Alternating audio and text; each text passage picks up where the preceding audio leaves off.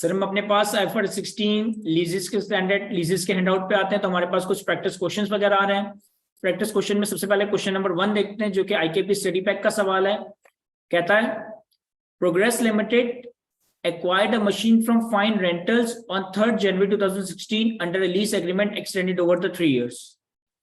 एक कंपनी है progress limited जिसने एक मशीन एक्वायर की फाइन रेंटल्स लिमिटेड से 3rd January 2016 पे लीज एग्रीमेंट है 3 साल का।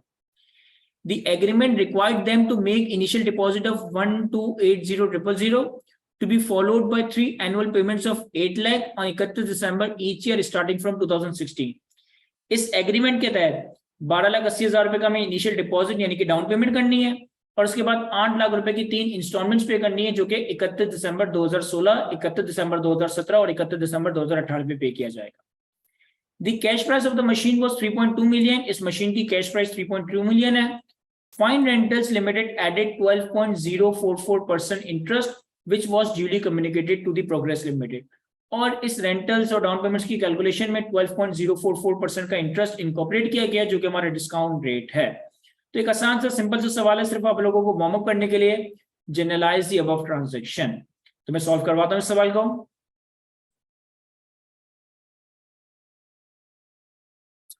हमारे पास क्वेश्चन नंबर 1 है हमारे हैंडआउट का, और हम लेसी की पर्सपेक्टिव से अकाउंटिंग कर रहे हैं, जिसका नाम है हमारे पास सवाल में प्रोग्रेस लिमिटेड।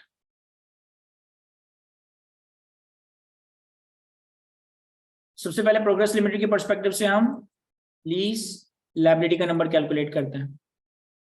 अब देखिए लीज लायबिलिटी में आपके पास क्या आएगा सर? लीज लायबिलिटी में आपके पास present value of 3 rentals of rupees 8 lakh discounted at 12.044%, और ये जो रेंटल्स है हमारे पास ये इन एरियर्स है। तो रेंटल्स इन एरियर्स के फॉर्मूला से मैं इस 8 लाख के 3 रेंटल्स की 12.044% पे डिस्काउंटिंग करता हूं। 8 लाख के रेंटल्स हैं, 12.044% के हमारे पास इंटरेस्ट गिवन है।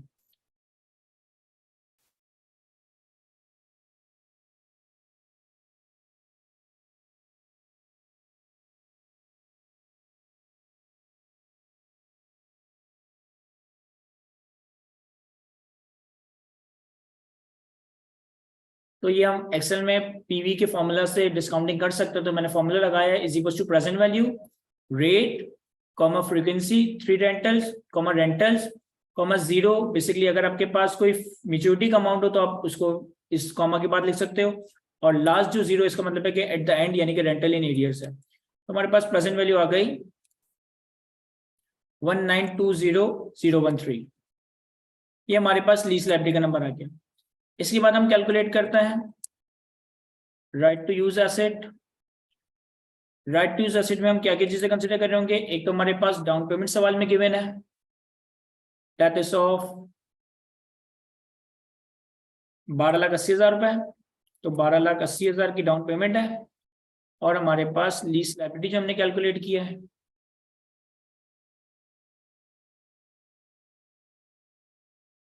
दैट इज 19,20,000 रुपए। इन दोनों का टोटल हमारे पास राइट टू यूज आ जाएगा। तो ये आ गया 3.2 मिलियन। इसके बाद मैं एक लीज अमोर्टाइजेशन स्केड्यूल बना देता हूं। हमारे पास ईयर एंड का कॉलम आ रहा होगा, ओपनिंग लायबिलिटी आ रही होगी, इंटरेस्ट आ रहा होगा एट 12.044%, रेंटल्स आ रहे होंगे, और क्लोजिंग लायबिलिटी आ रही होगी। जिस तरह से नॉर्मल हम एक अमोर्टाइजेशन स्केड्यूल बनाते हैं, वैसे मैं एक अमोर्टाइजेशन स्केड्यूल आपके लिए ड्रॉ कर रहा हूं। पहला ईयर एंड है हमारे पास 31 दिसंबर 2016, फिर 31 दिसंबर 2017, 31 दिसंबर 2018। ओपनिंग लायबिलिटी हमारे पास 1920013। इंटरेस्ट हम चार्ज करेंगे ओपनिंग लायबिलिटी का 12.044%। रेंटल्स हम पे करेंगे 8 लाख रुपए के, और इन तीनों का टोटल हमारे पास क्लोजिंग आ जाएगा। पहले साल का आखिर, दूसरे साल का ओपनिंग, इसी तरह हर दफा इंटरेस्ट, हर दफा रेंटल्स, और हमारे पास तीनों सालों के आखिर में क्लोजिंग लायबिलिटीज आ गई। तो ये मैंने एक लीज अमोर्टाइजेशन स्केड्यूल बना लिया, बड़ा सिंपल सा, जिसमें ओपनिंग लायबिलिटी 12.044% से इंटरेस्ट, 8 लाख रुपए के रेंटल्स, तो क्लोजिंग लायबिलिटी, पहले साल के आखिर में क्लोजिंग, अगले साल का ओपनिंग, फिर इंटरेस्ट, फिर रेंटल, फिर क्लोजिंग, फिर ओपनिंग, फिर इंटरेस्ट, फिर रेंटल, तो ये क्लोजिंग जीरो हो गया। अब अगर हम इसकी सिंपल सी जनरल एंट्री बनाएं तो सबसे पहले 1 जनवरी 2016 पे, बल्कि 1 जनवरी नहीं बल्कि 3 जनवरी 2016 पे हमने ये एसेट लीज पे लिया, तो डे 1 पे हमारे पास right to use asset debit, lease liability credit और कैश क्रेडिट हो जाएगा। राइट टू यूज हमारे पास डेबिट होगा 320013, लीज लायबिलिटी हमारे पास क्रेडिट होगा 19,20,000 और कैश हमारे पास क्रेडिट होगा 12,80,000 से। तो ये हमारी एंट्री डे 1 पे रिकंसाइल कर जाती है। उसके बाद फिर हमारी एंट्री हर ईयर एंड पे बनेगी। पहले साल का आखिर आएगा 31 दिसंबर 2016। 31 दिसंबर 2016 पे हमें अपने राइट टू यूज को डेप्रिशिएट करना है। 3 साल के लीज टर्म है, तो मैं 3 साल पे अपने इस राइट टू यूज को डेप्रिशिएट कर देता हूँ।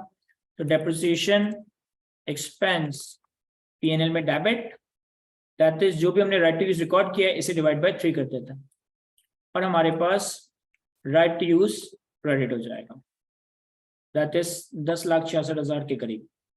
फिर इसी तरीके से 31 दिसंबर पे हमें अपने लीज लायबिलिटी पे इंटरेस्ट एक्सपेंस रिकॉर्ड करना है as per the amortisation schedule. तो पहले साल का हमारे पास इंटरेस्ट है 2,31,246। जो रेंटल हमें पे करना है उसे मैं कैश क्रेडिट कर देता हूँ, दैट इज 8 लाख रुपए। अब 8 लाख रुपए का आप रेंटल पे कर रहे हो और इंटरेस्ट रिकॉर्ड कर रहे हो 231 से, तो इन दोनों के डिफरेंशियल से हमारी लीज लायबिलिटी डेबिट हो जाएगी। यहाँ मैंने बैलेंसिंग लिख दिया, ये नंबर बैलेंसिंग है, दैट इज 8 लाख माइनस 23124। तो ये हमारे पास पहले साल की अकाउंटिंग एंट्रीज बन गई। अब इसी तरह अगर मैं तीनों साल की अकाउंटिंग एंट्रीज बनाना चाहूँ तो मैं तीनों साल की अकाउंटिंग एंट्रीज बना लेता हूँ। मैं कॉपी कर लेता हूँ पहले तो एंट्रीज को। तो ये 31 दिसंबर 2017, 31 दिसंबर 2017, 31 दिसंबर 2018 और 31 दिसंबर 2018। इंटरेस्ट डेप्रिसिएशन का नंबर तो हमारा सेम ही रहेगा। तो दोनों सालों में जो डेप्रिसिएशन हमारा रिकॉर्ड हुआ वो 10,66,670 के करीब। दूसरे साल में जो हमारा इंटरेस्ट एक्सपेंस रिकॉर्ड होगा वो as per the amortisation schedule 1,62,746। Rental जो पे करेंगे दूसरे साल का वो 8 लाख रुपए। तो दूसरे साल के आखिर में हमारी लायबिलिटी जो रिड्यूस होगी वो 6,37,000 से होगी। इसी तरह फिर तीसरे साल में जो हमारे पास इंटरेस्ट रिकॉर्ड होगा as per the amortisation schedule 85,995। जो रेंटल हम पे करेंगे वो 8 लाख रुपए का, तो हमारे पास 714,005 से लायबिलिटी डेबिट हो जाएगी। अब आपने इनिशियली लायबिलिटी रिकॉर्ड की थी 19,20,000 रुपए से। अगर आप इन 3 सालों में लायबिलिटी की बैलेंसिंग फिगर्स जो कि आपने डेबिट किए हैं तो ये आपके पास 19,20,013 ही बन रहा है, यानी कि 3 सालों में आपकी लायबिलिटी सारी की सारी खत्म हो गई। 3 सालों में जब आपने अपने राइट टू यूज को डेप्रिशिएट किया तो राइट टू यूज को depreciation expense debit, right to use credit किया, सो 10,66,000। तो 3 सालों का अगर आप 10,66,000 का टोटल देखें तो ये 3.2 मिलियन बन रहा है जितने से आपने राइट टू यूज कैपिटलाइज किया था। तो 3 साल के बाद आपका राइट टू यूज 0 हो चुका होगा, 3 साल के बाद आपकी लीज लायबिलिटी का नंबर 0 हो चुका होगा। सिंपल सा सवाल था ये, तो कॉपी करें इससे। तो फिर हम अगले सवाल पे आते हैं।